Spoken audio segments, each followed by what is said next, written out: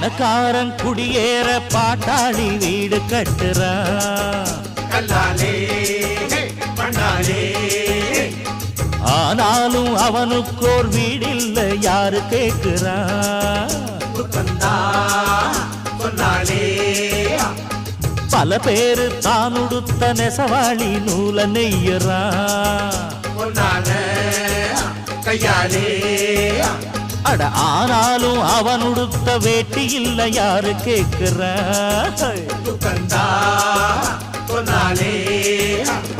சம்பளம் வாங்கியது முழுசா வீட்டுல சேர்த்திடுங்க. மத்திய யார் பறிப்பா பறிச்சா முட்டிய பேத்திடுங்க. அஞ்சாம தொழில செஞ்சா நம்ம யாராச்சும் அசப்பானா. ஒன்னாக இருந்தாக்கா இங்கே வாலாட்ட நினை